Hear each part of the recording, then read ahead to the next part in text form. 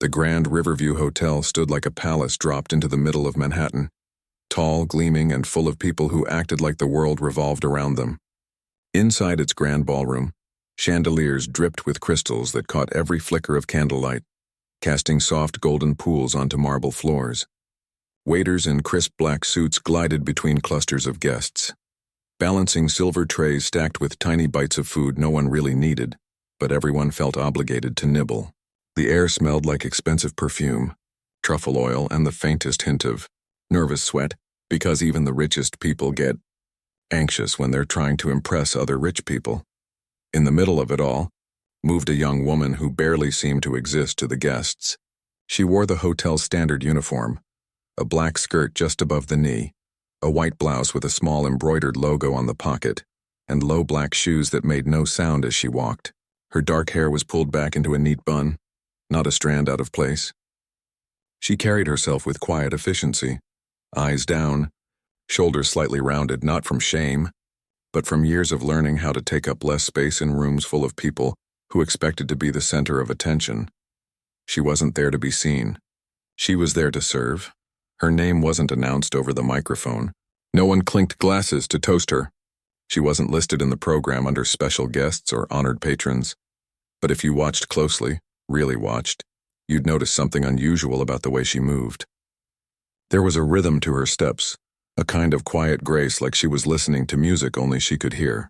When she set down a glass, her fingers didn't just drop it. They placed it gently, precisely as if she were setting a note onto a staff. She'd been playing piano since she was 6 years old. Not the kind of playing where you bang out Twinkle Twinkle for your grandparents and call it a day. No, she'd sat for hours at an old upright in her grandmother's apartment in the Bronx, fingers aching, back stiff, repeating the same measure over and over until it sounded right. By 10, she was reading sheet music like it was a second language. By 14, she'd won her first competition. By 16, a teacher at Juilliard had heard her play at a citywide recital and offered her a scholarship on the spot. For a while, it felt like destiny. She remembered the first time she walked into Juilliard's practice rooms, the hushed reverence, the smell of wood polish and old paper, the way the light fell through tall windows onto grand pianos that looked like they'd been carved by angels. She'd felt like she belonged there, like she'd finally found the place where her silence could speak.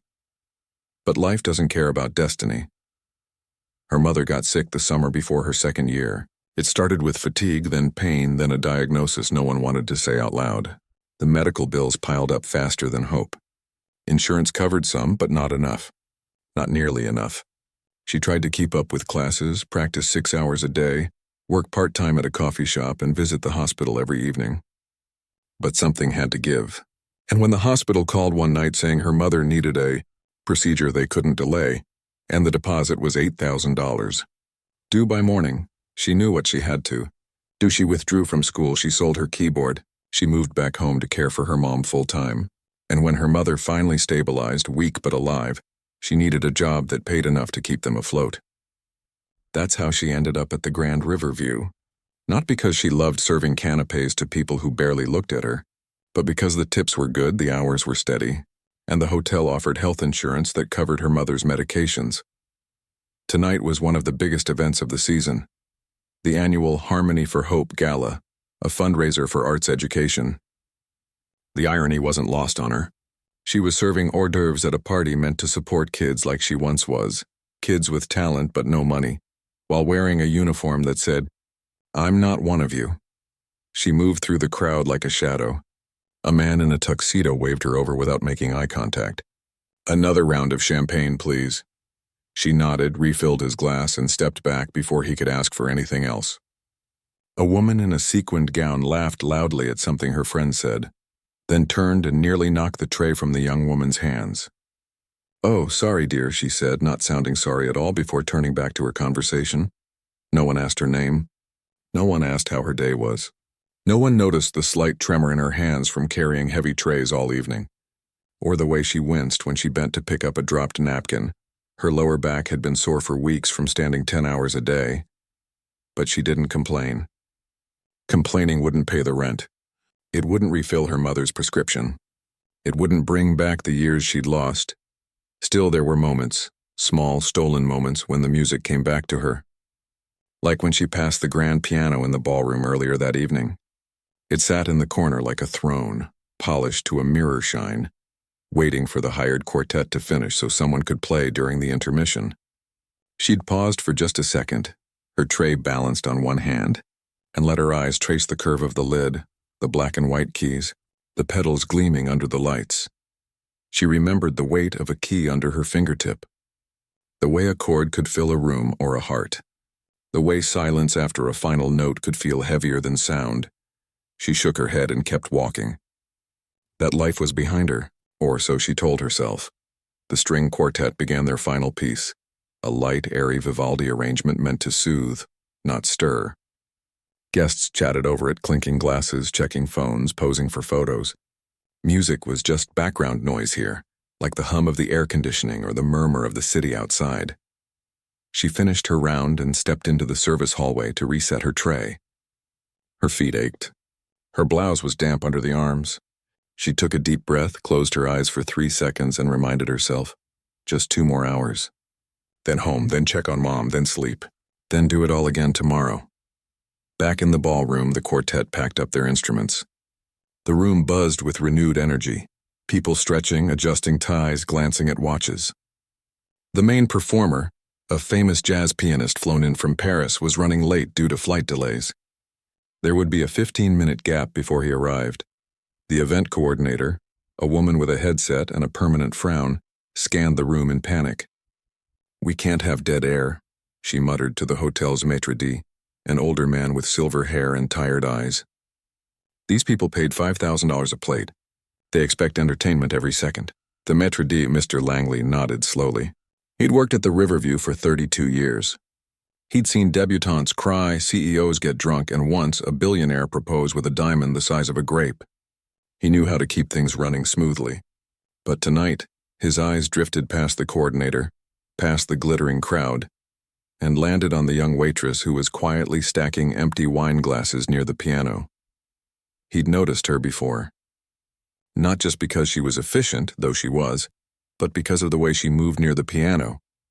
Earlier, when she'd wiped the surface, her fingers had brushed the keys almost unconsciously. Not a random tap, a deliberate press, middle C, then E, then G, a C major chord. Soft but perfect. He'd been a violinist once, not famous but good enough to play in orchestras across Europe before an injury ended his career. He knew what real musicianship looked like, and he'd seen it in her eyes every time she glanced at that piano. Now, with the clock ticking and the room growing restless, an idea formed. He walked over to her. "You play?" he asked quietly so no one else would hear. She blinked, startled. "I used to." "Used to?" He raised an eyebrow. "That's not how you touch a piano." She looked down, embarrassed. "It's been a while." "How long?" "A few years. Can you play something now?" "Just 15 minutes?" The headliners delayed. Her heart jumped into her throat. "Me, in front of all these people?" "You don't have to talk, just play. Something simple, elegant. They won't even know your staff." She glanced at the crowd. Men in tuxedos, women in gowns that probably cost more than her annual salary. They were laughing, posing, scrolling through phones. None of them would care who was playing as long as the music filled the silence. But what if they did notice? What if someone recognized her? What if she messed up? Then again, what if she didn't? She thought of her mother, sitting alone in their small apartment, listening to old recordings of her daughter playing Chopin. She thought of the kids in underfunded schools who'd never touch a real piano. She thought of all the times she'd told herself, not now. Maybe later was now. She took a slow breath. "Okay," she said. "But only if it's okay with the event team." Mr. Langley smiled, a small, knowing smile. "Leave that to me." 10 minutes later, as the last guest finished their dessert and the room began to stir with impatience, the lights dimmed slightly. A voice came over the speaker. "Ladies and gentlemen, due to a slight delay, we're pleased to offer an impromptu performance by one of our own talented staff members. Please enjoy." Murmurs rippled through the room. Some guests looked intrigued.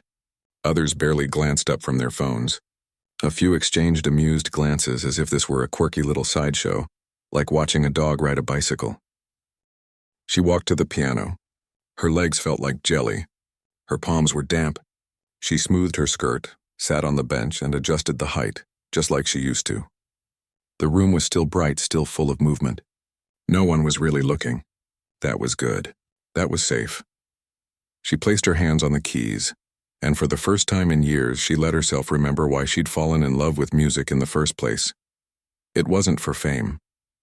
It wasn't for applause. It was because in those moments when her fingers met the keys, she wasn't a waitress, a caregiver, a daughter carrying too much weight. She was just herself, whole, free. She chose a piece she knew by heart, Chopin's Nocturne in E-flat major, gentle, lyrical, full of longing but also hope. The kind of music that doesn't shout, it whispers, and if you're quiet enough, you'll hear it change you. She took one more breath and began to play. The first note hung in the air like a single drop of rain before a storm, soft, clear, and perfectly placed. It wasn't loud. Chopin never wrote to impress, but it carried a kind of quiet certainty that made people pause just for a second, mid-sip or mid-laugh. The young woman at the piano didn't look up. She kept her eyes on the keys, her shoulders relaxed, her breathing steady. She'd played this piece 1,000 times, but never like this. Never with so much silence behind her, and so much weight in front of her. At first, the room didn't change much. A man near the front adjusted his cufflinks. A woman scrolled through her phone, thumb gliding over a screen glowing with notifications. But then came the second phrase, a gentle rise in the melody, tender and searching, like someone reaching out in the dark for a hand they weren't sure was there. That's when the first guest stopped moving. It was a woman in a deep blue gown seated near the piano. She'd been chatting with her husband about their upcoming trip to Tuscany, but something in the music made her turn. Not dramatically, just a slow tilt of the head like a flower turning toward light. Her husband followed her gaze, then paused mid-sentence. His wine glass hovered halfway to his lips. A few feet away, a man who'd been checking his watch, impatient for the real performer to arrive, lowered his wrist. His expression shifted from boredom to something softer, almost startled. He hadn't expected to feel anything. This was just filler music, background noise until the headliner showed up. But this wasn't background. This was a voice, and it was speaking directly to him. One by one, conversations tapered off. Laughter faded. Phones disappeared into clutches and pockets. Even the waitstaff, trained to move silently through any distraction, slowed their steps. They'd seen her serve coffee and clear plates for months, but they'd never seen her like this, completely absorbed, completely alive, as if the piano weren't an instrument but an extension of her own breath. The music swelled gently, then receded like waves on a quiet shore. She played with a kind of restraint that only comes from deep understanding, not showing off, not racing through the notes, but letting each one breathe. There was sorrow in it, yes, the kind that comes from loss, from sacrifice, but also warmth, resilience, a quiet kind of joy that refuses to be extinguished. Near the back of the room, an older man in a tailored suit stood very still. He wasn't just listening, he was remembering. Decades ago, he'd taken piano lessons as a boy in Vienna. His teacher, a stern woman with ink-stained fingers, had told him, "Music isn't in the fingers. It's in the silence between the notes."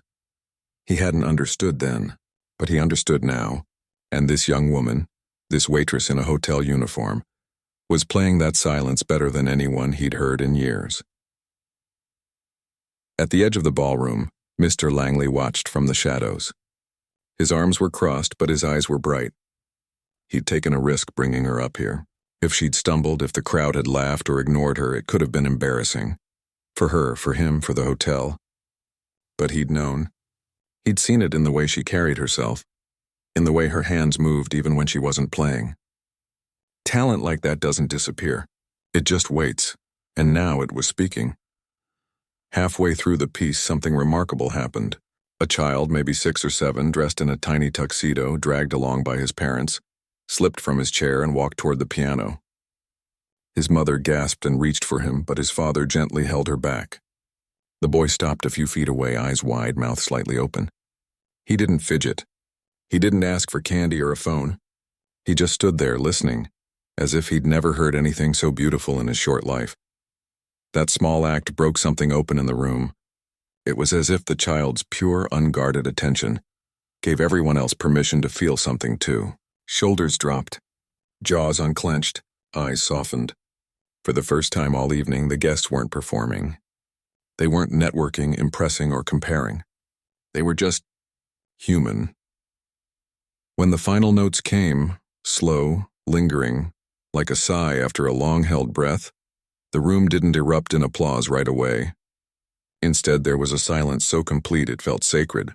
No coughing, no shuffling, no clinking of ice in glasses. Just stillness. 3 full seconds of it, in a room full of people used to filling every quiet moment with noise. That silence was louder than any standing ovation. Then, as if waking from a dream, someone began to clap. Not polite, scattered clapping, but deep, heartfelt applause that spread like wildfire. People stood, not because they felt they should, but because they needed to, because the music had moved them and standing was the only way to say thank you. She looked up then, startled. Her cheeks flushed. She hadn't expected this. She'd expected to play, sit down, disappear back into the service corridor like she'd never been there. But now every eye in the room was on her.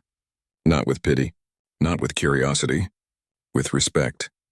She rose slowly, gave a small bow, just a nod of her head really, and turned to leave. But before she could take a step, a voice cut through the applause. Wait. It was a woman's voice, calm, clear, and used to being obeyed. The crowd parted slightly as she approached.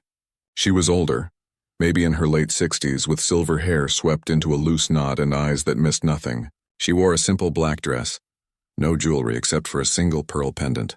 But there was an aura about her, a quiet authority that made even the most self-assured guest step aside. She stopped in front of the young woman and held out a hand. Not to shake, just to offer. In her palm was a small cream-colored card. I'm Eleanor, she said softly. I used to play too. Not as well as you, but I understand what that took. The young woman hesitated, then took the card. It had a name, a phone number, and a simple address, no title, no company logo. You have a gift, Eleanor continued. Don't let it gather dust in a service closet.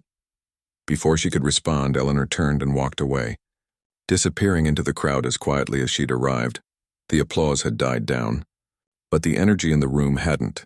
People were talking, not about stocks or vacations, but about the music. Who was that? Did you see her hands? I haven't felt that moved in years. A few guests approached the piano, as if the instrument itself might hold answers. Back near the service entrance, Mr. Langley watched with a small smile.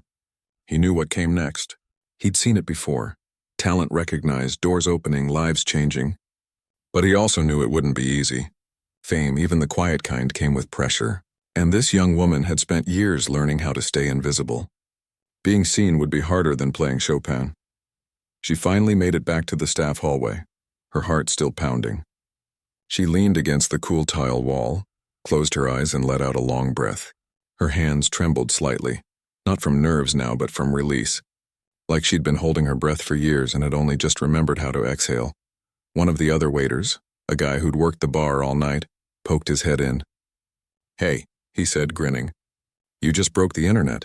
Someone filmed it. She frowned. What? He held up his phone.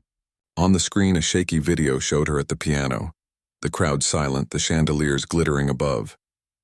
The caption read, Waitress stuns gala crowd with secret piano talent. It already had thousands of views. She felt a wave of panic. Take it down, she whispered. I didn't post it, he said quickly. But it's everywhere now. She sank onto a low bench, her mind racing. What would her mother think? What would her old teachers say? Would people think she was showing off? That she'd used her job to get attention? But then she remembered the child by the piano. The woman in the blue gown with tears in her eyes. The silence that had followed the last note. That wasn't about attention. That was about connection. Mr. Langley appeared in the doorway. You okay? He asked. She nodded, though she wasn't sure. I didn't do it for this. I know, he said. That's why it worked. He sat beside her. Listen, he said gently. You don't have to do anything you don't want to. But don't shut the door just because you're scared. Sometimes the world needs to hear what you've been keeping quiet. She looked at the business card in her hand. Eleanor. Just a name, but it felt like a key. Later that night, after the gala ended and the last guest had left, she stayed behind to help clean up. The ballroom was empty now, Chairs stacked, tables wiped down, the grand piano closed and dark. But as she passed it one last time, she ran her fingers lightly over the wood, just once, and for the first time in a long time, she didn't feel like she was saying goodbye. She felt like she was coming home. The next morning came too soon. Sunlight pushed through the thin curtains of the small apartment, landing right on her eyelids. She groaned, rolled over, and pulled the blanket over her head.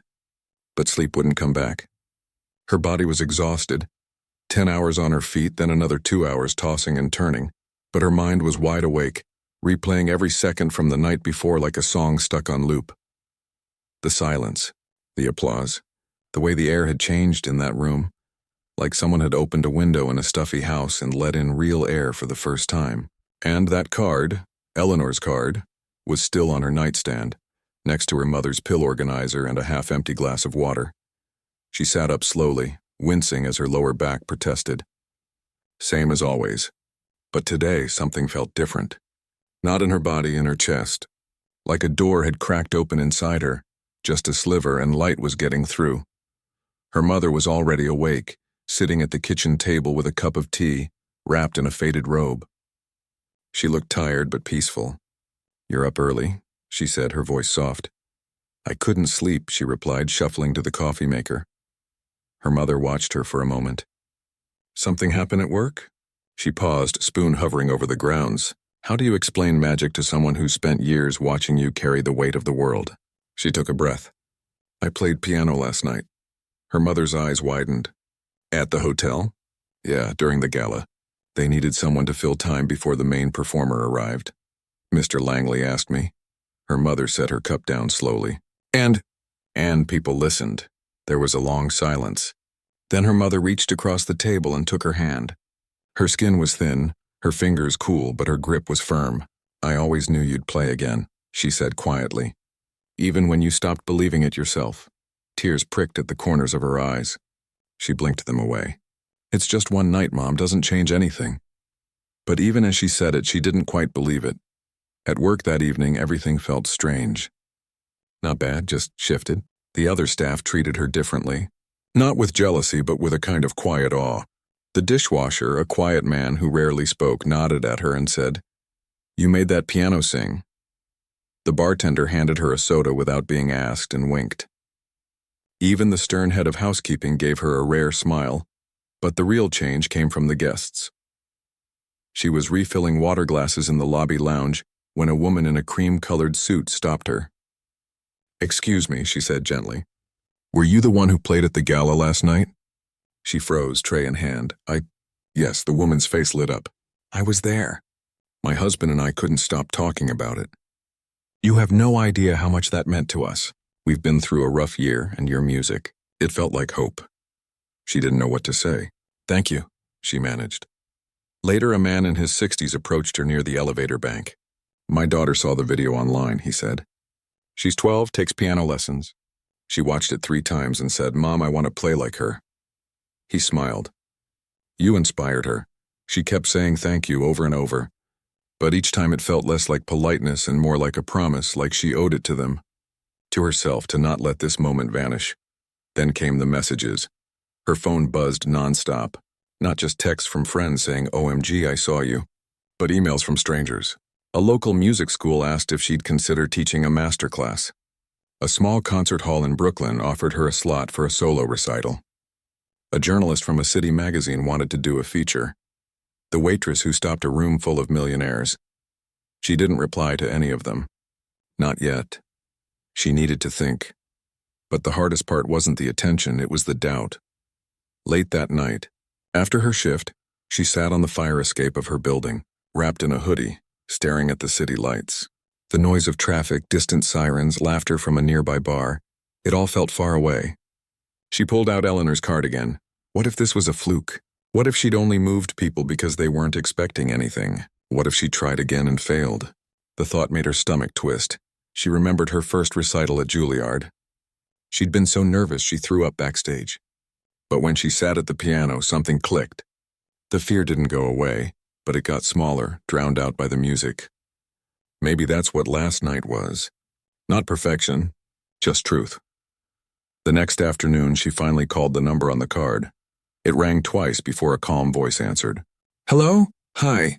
This is the waitress from the gala. From the Riverview. A pause. Then, I've been waiting for your call. They met 2 days later at a quiet cafe on the Upper West Side. No grand hotel, no chandeliers, just wooden tables, the smell of coffee, and the soft clatter of cups. Eleanor arrived alone, carrying a worn leather satchel. She ordered tea and sat across from her without ceremony. I won't waste your time, Eleanor said after the first sip. I was a concert pianist once. Not famous, but I played in Europe. Recorded a few albums, taught at a conservatory. Then arthritis took my hands, so I stepped back. But I never stopped listening. She leaned forward slightly. What I heard in that ballroom wasn't just skill. It was soul, and soul is rare. The young woman looked down at her own hands, calloused from trays, nails short and practical. I haven't played seriously in years, she admitted. I'm rusty. Out of shape. Technique can be rebuilt, Eleanor said. But heart? That's either there or it isn't. Yours is. She didn't offer money. She didn't promise fame. Instead, she offered something more valuable. Space. A place to practice. A mentor's ear. Access to a network of people who cared about music, not just spectacle. And your job? Eleanor asked gently. I can't quit, she said quickly. My mom, the insurance. Eleanor nodded. You don't have to. But you can't serve tables and silence your gift at the same time. Not anymore. They talked for over an hour. About Chopin, about performance anxiety, about how art isn't about being perfect, but about being honest. Eleanor didn't treat her like a prodigy or a charity case. She treated her like a musician. And that, more than anything, made her feel seen. That weekend, she visited Eleanor's home, a modest brownstone filled with books, sheet music, and an old Steinway that looked like it had lived 1,000 lives. She sat at the piano and played for the first time since the gala. Not for an audience, not for approval, just to feel the keys under her fingers again. It wasn't flawless. She missed a few notes. Her timing wavered in one passage. But Eleanor didn't interrupt. She just listened, eyes closed, nodding slightly. When she finished, Eleanor opened her eyes. You're not just playing the notes, she said. You're telling your story, and that's what people connect to. Over the next few weeks, a new rhythm began to form. Mornings, help her mother with meds, make breakfast, tidy the apartment. Afternoons, practice for 2 hours at Eleanor's. Evenings, work her shift at the hotel. It was exhausting, but for the first time in years, it didn't feel draining. It felt purposeful. She started saying yes to small things at first. A 10-minute set at a community center fundraiser. A guest spot at a local jazz cafe's open mic night. Each time she was terrified. Each time she played anyway. And each time people listened, not because she was a viral sensation, but because she played like she meant it. One evening, after a particularly rough shift, angry guests, spilled wine, a broken heel, she almost canceled her practice session. She was tired, sore, and convinced she'd sound terrible, but she went anyway. Eleanor was waiting. Play what you feel, she said simply. So she did. Not Chopin, not a polished piece, just whatever came out. A slow, mournful melody that rose and fell like breath. It wasn't good by classical standards, but it was true. When she finished, Eleanor was quiet for a long time. Then she said, that was better than any perfect performance. Why? Because it was yours. That night, walking home under streetlights, she realized something. She wasn't trying to get back to who she was before her mother got sick. She was becoming someone new. Someone who carried pain and beauty in the same hands, who could serve coffee and stir souls, who didn't have to choose between responsibility and passion. The world hadn't changed overnight. She still wore the uniform. She still cleared plates. But now, when she passed the grand piano in the ballroom, she didn't look away. She'd smile, just a little, and keep walking, knowing that the music wasn't behind her. It was waiting for her. And this time, she wouldn't let it go. The video kept spreading. Not in a flashy celebrity kind of way, but quietly, steadily, like a ripple moving outward from a single stone dropped in still water. A music teacher in Ohio showed it to her students. A radio host in Chicago played a clip during a late-night segment about unsung beauty. A retired orchestra conductor wrote a letter to the editor of a major newspaper, calling it the most honest 10 minutes of music I've heard in 20 years. She tried to ignore it all.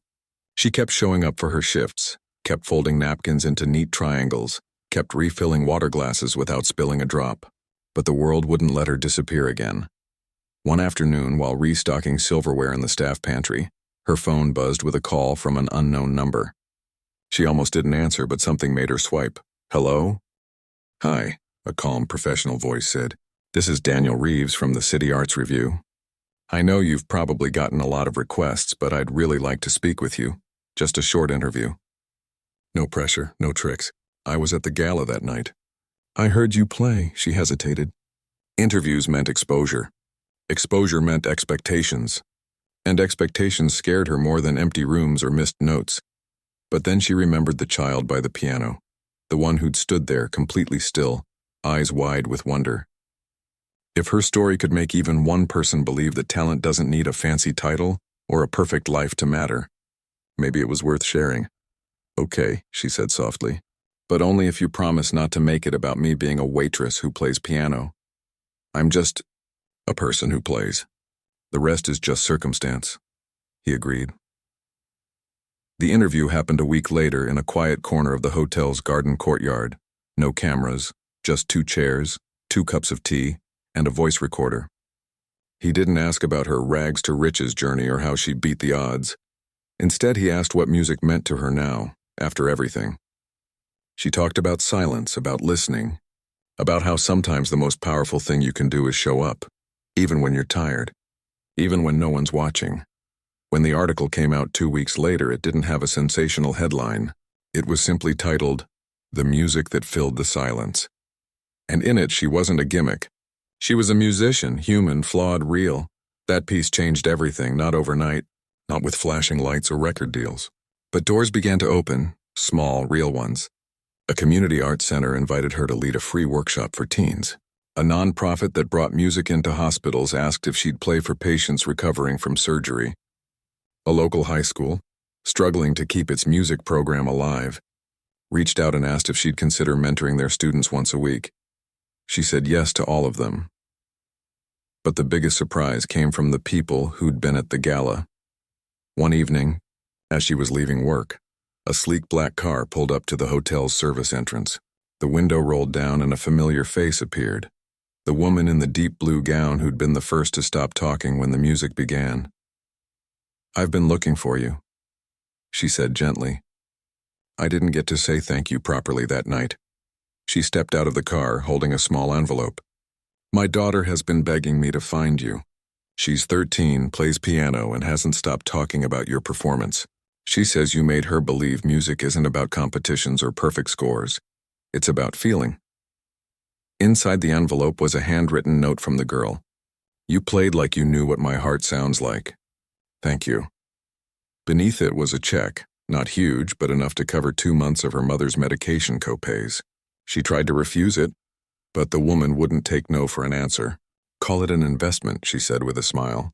In beauty, more gestures followed. Not grand, not public, just quiet acts of support. A retired music professor offered free theory lessons. A local piano tuner volunteered to maintain the instrument at the community center where she'd started teaching. Even the hotel's general manager, who'd never spoken more than 3 words to her before, pulled her aside one day and said, "We're proud of you. And if you ever need time off for a performance, just say the word." She cried that night, not from sadness, but from the sheer weight of being seen, truly seen, after so long of feeling invisible. Then came the invitation that changed the course of everything. It arrived by mail, on thick cream paper with elegant lettering. Not an email, not a text. A real letter. From a small concert hall in Brooklyn, known for showcasing emerging artists with authentic voices. They wanted her to perform a full solo recital. 45 minutes of music. Just her and the piano. No backup, no safety net. Her first instinct was to say no. 45 minutes? In front of strangers who'd come specifically to hear her? What if she froze? What if the magic from the gala had been a one-time thing, fueled by surprise and silence, and couldn't be recreated on demand? She showed the letter to Eleanor over tea. "You're scared," Eleanor said. Not as a question, but as a fact. "Yes." "Good. If you weren't scared, you wouldn't care enough. But what if I'm not ready?" "Ready isn't a place you arrive at. Eleanor said, stirring her tea slowly. It's something you choose, one note at a time. She thought about her mother, who'd spent years putting her own needs last so her daughter could chase a dream. She thought about the kids at the community center who lit up when she played a simple melody they recognized. She thought about the silence in that ballroom, the kind of silence that only comes when something real has been shared. She said yes. The weeks leading up to the recital were the hardest of her life. Not because of the music, she knew the pieces inside out, but because of the pressure she put on herself. Every practice session felt like a test. Every missed note felt like a betrayal. She'd lie awake at night, heart racing, imagining the audience walking out disappointed, Eleanor noticed. "You're trying to be perfect," she said one afternoon after a particularly tense session. "But perfection is a prison. People don't come to concerts to hear flawless machines. They come to feel less alone," so she changed her approach. Instead of drilling every phrase until it was sterile, she asked herself, "What do I want them to feel?" Not, "What do I want them to think of me?" She chose pieces that told a story, her story. A Beethoven sonata for resilience, a Debussy prelude for quiet hope, and of course the Chopin nocturne, the one that started it all, but this time, played not as a memory but as a promise. The night of the recital, she stood backstage in a simple black dress, no uniform, no frills, listening to the murmur of the audience beyond the curtain. Her hands were cold, her stomach churned. She closed her eyes and took a deep breath. Then she remembered the fire escape, the city lights, the feeling that music wasn't something she'd lost, but something she'd carried all along. Even when she couldn't play, she walked on stage. The hall wasn't huge, maybe 200 seats, but everyone was filled. Not with billionaires in tuxedos, but with students, teachers, neighbors, a few hotel co-workers who'd taken the night off, and her mother sitting in the third row. Eyes shining, she sat at the piano, placed her hands on the keys, and began. This time there was no surprise. No one was expecting background noise. They'd come for her, and that made it harder and more honest. But as the first notes rang out, something settled inside her. The fear didn't vanish, but it moved to the edges like shadows retreating from light. She wasn't performing for approval. She was sharing a language she'd almost forgotten how to speak, and the audience listened, not out of politeness but out of recognition. They heard the years of silence, the weight of care, the stubborn hope that refused to die. They heard a person, not a persona. When she finished, the applause wasn't thunderous. It was deep, sustained, full of gratitude. People didn't just clap, they stood. Not because it was expected, but because they needed to honor what they'd just witnessed. Afterward, in the lobby, strangers approached her with tears in their eyes. "Thank you," they kept saying. "Thank you for reminding us what music can do." Her mother hugged her tightly. "You were always meant to do this," she whispered. Later that night, alone in her apartment, she didn't celebrate with champagne or fanfare. She sat at her small keyboard, the one she'd bought secondhand after saving for months, and played a simple scale. Just to feel the keys, just to remember, she wasn't famous. She wasn't rich. She still had bills to pay and a mother to care for. But something fundamental had shifted. She no longer saw her job and her music as two separate lives. They were threads in the same fabric, woven together by choice, by courage, by the quiet belief that beauty matters, even when it comes from unexpected places. And for the first time in a long time, she didn't feel like she was hiding. She felt like she was home. Life didn't suddenly become easy after the recital. There were still early mornings, sore feet, and nights when her mother's cough kept them both awake. But something had changed, not in the world around her, but in the way she moved through it. She no longer carried herself like someone trying to disappear. She walked with her shoulders back, not out of pride, but because she finally believed she belonged wherever she was, whether behind a serving tray or in front of a piano. The offers kept coming, but she got better at saying no. A talent agent wanted to package her as the Cinderella pianist and send her on a national tour. A reality show producer pitched a docuseries about ordinary people with extraordinary gifts. She turned them all down, not because she didn't appreciate the opportunities, but because she knew what she needed most wasn't fame. It was space to grow without being turned into a story someone else wanted to sell. Instead, she said yes to things that felt true. She kept her job at the hotel, not full-time anymore, but part-time on days when she wasn't teaching or practicing. She liked the rhythm of it, the predictability, the way it grounded her. And the staff, who'd once seen her as just another co-worker, now treated her like family, teasing her gently when she came in humming a melody, saving her a seat in the break room, asking how her latest student was doing. Her real work, though, began in a small community center in the Bronx, the same neighborhood where she'd grown up. With Eleanor's help and a modest grant from a local arts foundation, she launched a program she called Keys for All. It wasn't fancy. Just a donated upright piano, a few folding chairs, and a sign on the door that read, "Free piano lessons. No experience needed. Just show up." The first week, only 3 kids came. A shy 10-year-old who'd never touched a piano before, a teenager who'd been kicked out of his school's music program for lack of discipline, and a girl with braces and bright eyes who said she wanted to play like the woman in the video she'd seen online. She didn't teach them scales first. She asked them what songs made them feel something. One loved a pop ballad his mom used to sing. Another wanted to learn the theme from his favorite cartoon. She showed them how to find those melodies by ear, how to listen, how to make mistakes without shame. Music isn't about being perfect, she told them. It's about being honest. If you're sad, play sad. If you're angry, play loud. If you're happy, well, that's the easiest one. Just let it out, word spread. Soon the room was full every Saturday morning. Parents lingered in the hallway, listening through the cracked door. Some cried when they heard their child play a simple tune for the first time. Others just smiled like they'd been given a gift they didn't know they needed. She never charged a dime. The program ran on donations, small grants, and the occasional benefit concert she'd play at local cafes. Sometimes former gala guests would quietly send checks with no return address. She'd use the money to fix the piano, buy sheet music, or pay for a student's bus fare so they could keep coming. One afternoon, as she was packing up after class, the shy 10-year-old from the first week tugged at her sleeve. "Can I ask you something?" he whispered. "Of course. Did you ever think you'd stop playing forever?" She knelt so they were eye to eye. "Yeah," she said honestly. "For a long time I thought music was something I had to give up to take care of the people I love. What changed? I realized I didn't have to choose. Loving people and loving music, they're not enemies. They can help each other." He nodded slowly like he was storing that away for later. That night she played for her mother.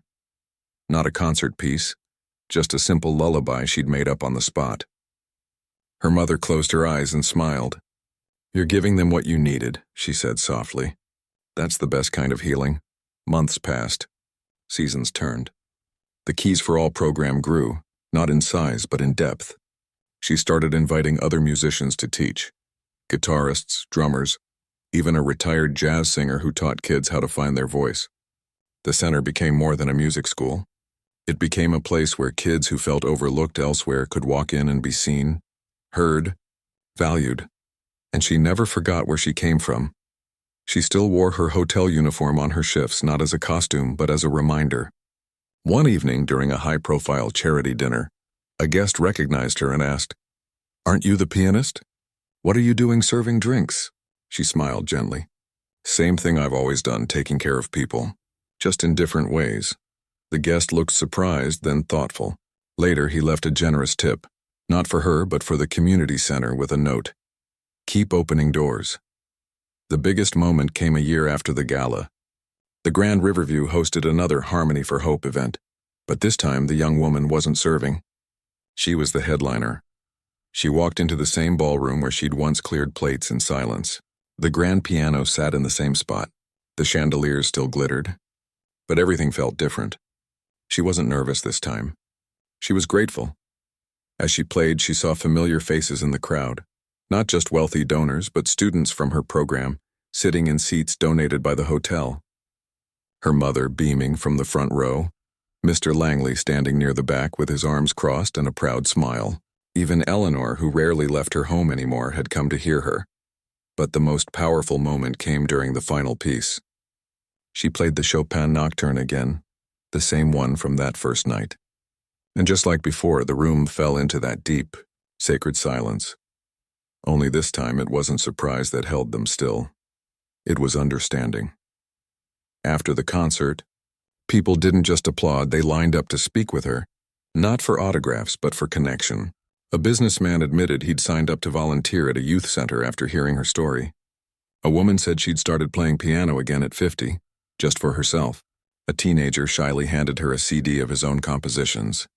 She stayed late, talking to everyone, listening more than she spoke. Later, as she walked out into the cool night air, she paused on the hotel steps. The city hummed around her, taxis honking, distant laughter, the low thrum of life moving forward. She took a deep breath and smiled. She wasn't famous in the way the world usually measures it. She didn't have millions of followers or a record deal, but she had something deeper, a life that made sense, a purpose that didn't need a spotlight to matter. Back home, she found her mother asleep in the armchair, a blanket draped over her lap, the TV murmuring softly. She tucked the blanket tighter around her shoulders, kissed her forehead, and went to her room. On her desk sat a photo from the first Keys for All recital. Her students gathered around the piano, grinning, holding up handmade signs that read, "Thank you," and "We love music." She looked at it for a long time. Then she sat at her keyboard and played a single chord, C major, soft and warm. Not for an audience.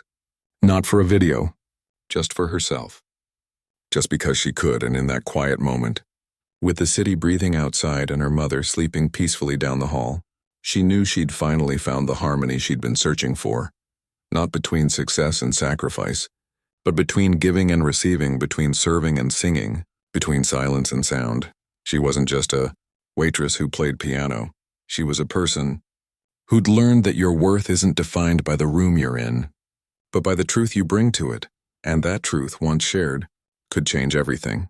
There was no grand finale, no final curtain call that wrapped everything up neatly. Life doesn't work that way. But in the quiet months that followed, something even more meaningful began to take root. Not just in her, but in the people around her. The Keys for All program kept growing, not because of viral videos or big headlines, but because of small, steady acts of trust. A parent who'd never set foot in a music school before now waited outside the community center every Saturday, listening through the open window. A retired teacher started volunteering to help kids with reading, so they could better understand sheet music. Even the local bodega owner began saving bottle caps and soda cans to donate to the program's recycling fund. "Every little bit helps," he'd say with a wink. She noticed something else too. The kids weren't just learning piano, they were learning how to listen. To themselves. To each other.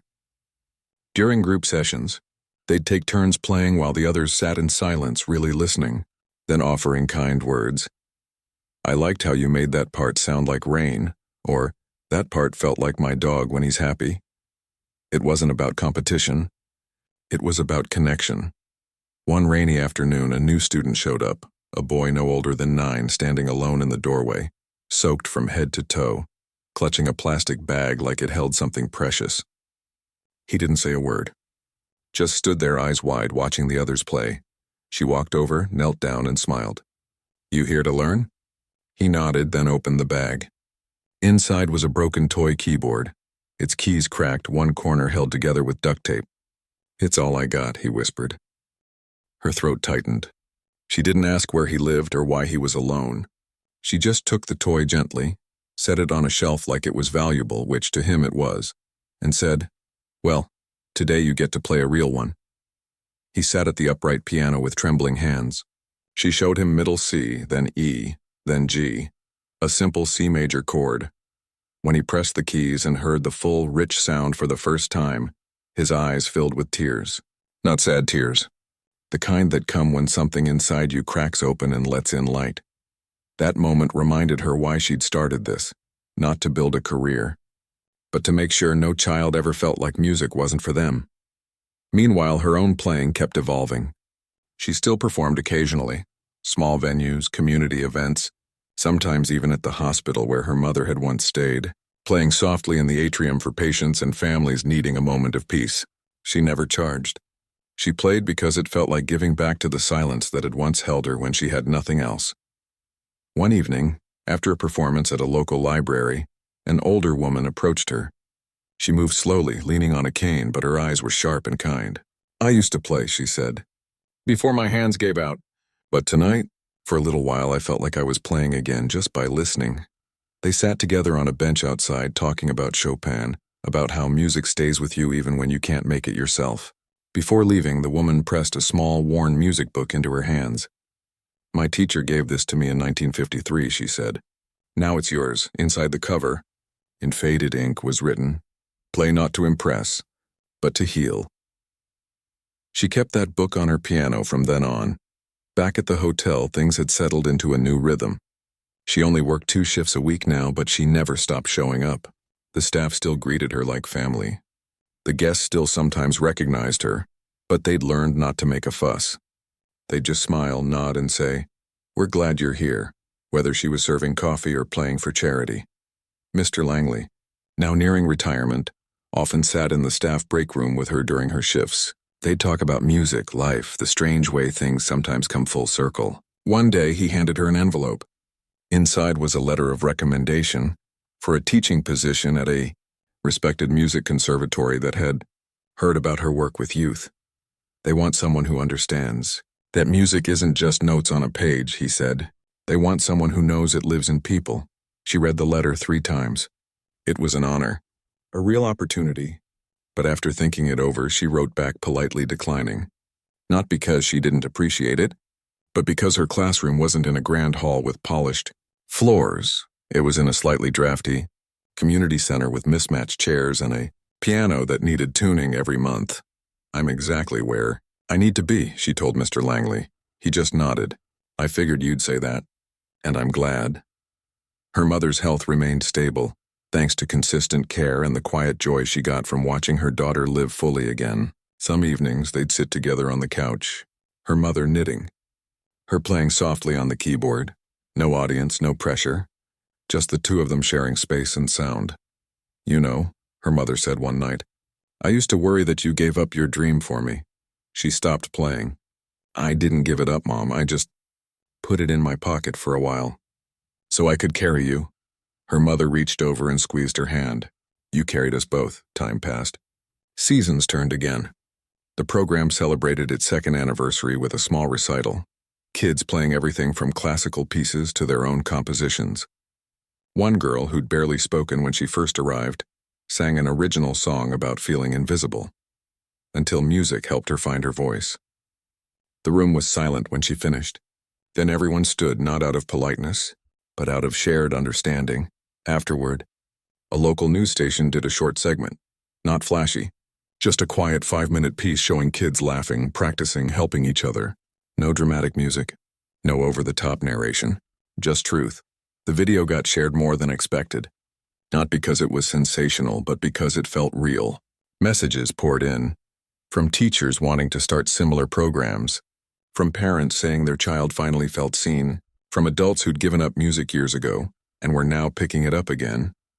She didn't respond to all of them, but she did start a simple email newsletter, just once a month, sharing practice tips, free resources, and stories from her students. No ads, no promotions, just encouragement. One day she received an email from a woman in a small town in Iowa. "I saw your story," she wrote. "I've been playing piano alone in my living room for 20 years, too scared to share. But last week I played for my church group. They cried, 'Thank you for reminding me that music isn't about being good enough. It's about being brave enough to try.'" That email sat in her inbox for weeks. She read it whenever doubt crept in, because doubt still came. Some days she wondered if she should be doing more, touring, recording, reaching bigger audiences. But then she'd walk into the community center and see a kid light up when they finally nail a tricky passage, or hear a parent say, "This is the first time my child has wanted to come somewhere on a Saturday." And she'd remember, impact isn't measured in views or venues. It's measured in moments. One spring afternoon, as she was leaving the center, she saw something that made her stop in her tracks. On the sidewalk outside, chalked in bright colors, was a drawing of a piano. Above it, in wobbly letters, "Music lives here." She didn't know who drew it.